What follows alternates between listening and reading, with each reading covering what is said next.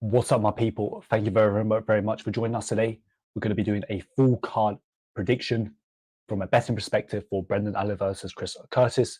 Before I get into the video, I'm going to quickly promote my service. We've got pre-fight betting tips, live betting tips. We do things the correct way, good risk management. Treat the betting markets like the day trading markets, in and out. Try and slowly grind out our profit, slowly build up a bankroll. You also get access to my chat. Got some heavy hitters in there, some high rollers, so you'll probably be learning a lot. But yeah, let's get right into it. So hopefully you like my amazing graphics here. I know they're not the best, but I'm new to the YouTube game, and over time the videos will slowly improve. So we've got Chris Curtis versus Brendan Allen. This is a rematch. Now, normally in rematches, my first instinct is bet on the guy who won the first fight. They're probably going to win again. There's probably a lot of stylistic advantages for them. But my first instinct here was like Brendan Allen. I saw Brendan Allen odds around 1.50, which is around minus 200. I was like, cool, let me just get a pre-bet in then. So I put a couple £100 on them, and I ended up cashing out after I did tape. I think Brendan Allen deserves to be the favourite because I do think he is the more well-rounded fighter. He's making improvements. He's got a higher ceiling, higher potential, and he's definitely been making improvements to his game. But with how these two match up in a 5-round fight, I think there could be a lot of volatility here. So I'm going to pick Brendan Allen here, but at odds of around 1.53, I don't really love the odds, and I think the value is actually on Chris Curtis. So on to the next fight. We have Damon Jackson versus Alexander Hernandez. Interesting little fight here. Damon Jackson is mainly going to want to grapple. Alex is going to want to keep this on the feet. Odds around 1.54 for Alexander Hernandez. And I agree with him being a favourite. I'm never really in the business of betting Alexander Hernandez as a favourite, especially in this fight here. I think Damon Jackson could have some success with the grappling. He can be pretty tricky, a little bit funky.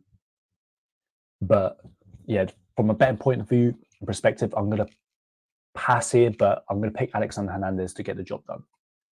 So next fight here, with my amazing graphics. This is a good one. We've got Morgan. I don't even want to pronounce his second name. And we got Jose Mariscal. Now, a lot of money's been coming in on Morgan. Don't want to say the second name. Don't want to butcher it. Don't want to disrespect him. So a lot of money's been coming in. He opened around Pick'em, which is around 1.87. And I see where the money's coming in. He looks very, very athletic, very, very fast, very, very skilled. A lot to like there. So I was thinking, yeah, I was watching a lot of tape on Morgan here, and I was like, yeah, let me possibly get a bet in. And I'll take some Jose here, and man, he's fought some killers. He's had some tough fights. He's fought the likes of Bryce Mitchell. He's faced a high level competition. I think how these two match up is going to be a quite competitive fight. If Morgan's been making improvements that the market certainly believes, then he could possibly run through Mariscal here, but I'm not going to bet this. I'm just going to sit back, enjoy it. I think it probably goes over. But yeah, give me Morgan in that spot there. So next fight here, we've got Ignacio Bahamondes versus Christos Giagos. Now, Giagos is a one-round fighter. He's a UFC veteran. He's had a ton of fights, and the cardio is just something he's never, ever been able to improve on. But in that first round, like he can still drop you. He can still get first round finishes. So I wouldn't completely write him off here, but Ignacio is definitely the justified favourite here in this spot, in my opinion. Younger, more technical, just the better all-round fighter. And I'm considering him as a possible parlay piece. Odds of 1.31. I think this is a much more favourable matchup. I know he lost his last fight, but that was a tricky opponent. So yeah, give me Bahamondes to get the job done.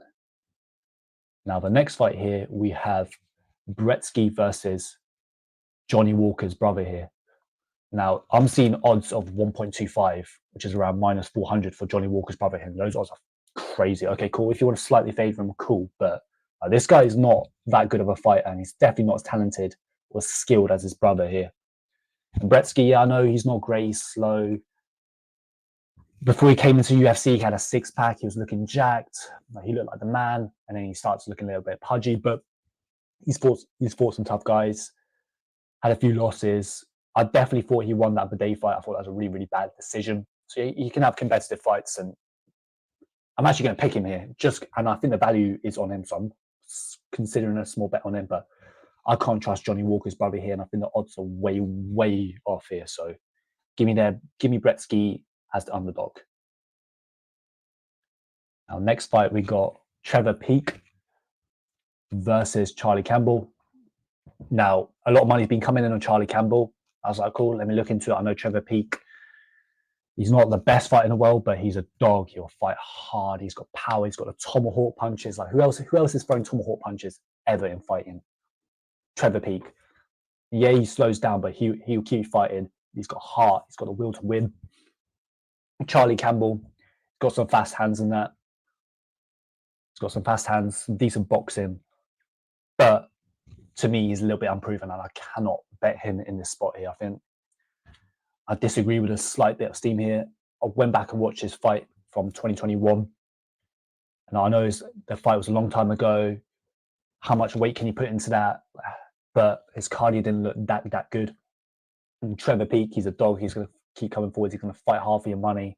So I'm actually going to pick him here as an underdog. Obviously, I'm not mega confident, but I think all the value and the value is on him from a betting perspective. So yeah, give me Trevor Peek there. Alex Morono versus Court Mcgee. Court Mcgee, well, these two are both OGs of the fight game, so you've got to show respect. Shout out to both of these guys, but I think Court Mcgee could potentially be on his last legs. He's 39. He's getting up there in age. Maybe he's taking some juice with USADA gun. I'm not throwing anything out there. I'm just saying maybe. So maybe he comes in looking amazing. But I know he's fought some tough guys. But I have to pick Morono here. I just think he's faster, sharper, younger. And yeah, I think Morono's going to get a job done here. Possibly KO, if not decision. Next fight here, Norma Dumont versus Germaine Randamie. Interesting little fight here. JDR, first of all, I can't bet JDR. Maybe a couple of years ago, I'd be like, yeah, let me get on JDR as a slight underdog. Possibly a good bet here, but Norma Dumont's the only side I can look at here. She's been making improvements to her game. Good, clean boxing for women's MMA standards. She's even out-grappled people with show some good grappling ability, and that's JDR's main weakness, is getting taken down, being weak on the mat. And for that reason alone, I can't bet JDR. She's had a kid. So a ton of question marks here. So Norma Dumont's the only side I can look at here, and I think she probably gets a decision here. I don't see a finishing JDR, but who knows? Long layoff, etc. That average odds around 1.50. I think I agree with her being a favourite, but it's kind of tricky because we don't really know what version of JDR we get in. And that adds odds around 1.50. That's around like 70% break even. But yeah, I think Dumont's going to get the job done here, grappling / mixing up the striking. And then I think there's a good chance here that JDR just looks like a shell of herself. But yeah, give me the Norma Dumont in that spot. Next fight here, we got Heili Alateng versus Victor Hugo Silva. Interesting little matchup here. Now, I went back, I saw a record of 24-4. I was like, yeah, this guy's got like a really, really good record. Maybe there's something here. Went back, watched a couple of his fights, and he's mainly predominantly a grappler, but I'm not that mega impressed. Like, he's fought some low-level guys. Heili Alateng's UFC proven. He's got okay boxing. Obviously, he's not the most skilled, the best fighter in the world. He's never going to win a belt, but he'll fight hard for your money. He'll come forward, UFC proven. And I think he just has enough grappling to keep Victor Hugo off him. So yeah, plus he's working with Santino and Brendan. Shout to those two. So yeah, give me Heili Alateng there, and I think I'm possibly considering a bet there, but I'm going to let my thoughts marinate and see what other conclusions have come to. Next fight here, we've got Cynthia Calvillo versus Piera Rodriguez. Now, Cynthia's just looked like a shell of herself. Like, I know she's fought some tough girls. I totally get that. And at one point, I was pretty big on Cynthia. I thought she was a really solid fighter. Mix up the boxing, could get good takedowns. And once she gets you down to the mat, she's quite effective from there. But it looks like her heart's not in it anymore. She's 36. There's just not a lot I like there. She looks way slower. Piera Rodriguez, like I know she's got a weakness to the ground game, but she's been more active, and I just think she's going to be the sharper, more fresh fighter here. But also 1.57. This one could play out competitive. I know a little bit of money's been coming on Cynthia, but I can't get behind betting Cynthia at this stage of her career. So yeah, give me Piera Rodriguez in that spot. I think she's going to get the job done. Now, next fight here, we've got Jean Matsumoto versus Dan Argueta.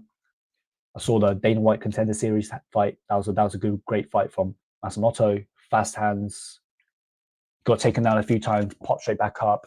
So I definitely think he's the better striker here. Dan Argueta, after that Ronnie Lawrence fight, I think a lot of people are thinking, yeah, like this guy's going to go far. He's like really, really good. I grappled him, but kind of got exposed against Miles Johns. So I'm going to pick Matsumoto here. I think he can outstrike Dan here. If he does get taken down, I think he can pop straight back up. But Dana White Contender Series guy, very, very unproven. And this is a type of odds of 1.49, which is about minus 200. Those are the type of price ranges where you could get caught up and end up holding a losing ticket. You know, they look great in the Dana White Contender Series, but I can't look past him in this spot. So yeah, give me Gene there to win this fight, but no bet, probably by decision. Now, this fight I'm actually really, really looking forward to. I think this is a very, very interesting matchup. So we've got Budka versus Cesar Almeida. Cesar Almeida is transitioning from kickboxing to MMA, and he's a good kickboxer. On the feet, you've got to favor the kickboxer, right? But this is an MMA fight, in a Dana White Contender Series fight. He got taken down a few times, and he showed some good fundamentals. Worked his way back to the feet. Even had some success with top control. But Budka's trained MMA for longer. He's a proven MMA fighter. He definitely can't stand and bang with Cesar here. I think if he does that, he's in trouble. And I'm going to trust that MMA fighter here to push the grappling, to initiate the clinches and kind of catch Cesar Almeida a little bit cold, because he's not lifelong trained in MMA, etc. And a lot of money's been coming in on Budka here, but I can't get behind it. So yeah, give me Budka there to get the job done, probably by decision. But this is one where I'm looking forward to it, but I can't have a bet on it. Maybe if the odds get crazy, I might have a little bet on Cesar Almeida, but it'll be tiny, tiny. Now, the final fight of the night, well, actually, it's the first fight. We're going top to bottom. We got Dixon versus Cornell. This is a fight I have no interest in from a betting perspective. I just see it as quite a low-level fight. I'm going to pick Dixon. She's the favorite, but I can't bet her. I just think she's a little bit faster, a little bit more quicker. And Noelle, I don't really trust her. I thought she lost that Jocelyn Edwards fight. And to be fair, like, she put up a good performance. Jocelyn Edwards is okay for a debut, but yeah, this is one I really don't have much interest in. And Dixon was getting beaten up in the first round in the past two fights before she got the win. So yeah. Now, thank you very, very much for joining us. Really, really appreciate it. Make sure to like, comment, subscribe. Hopefully you guys, don't butcher me too much in the comments. I'm new to this podcasting thing. Over time, the qualities are going to improve, the graphics are going to improve. But yeah, and I also want to educate and put out my best bets, etc. So yeah, thank you very, very, very much for tuning in once again, and good luck with your bets this weekend.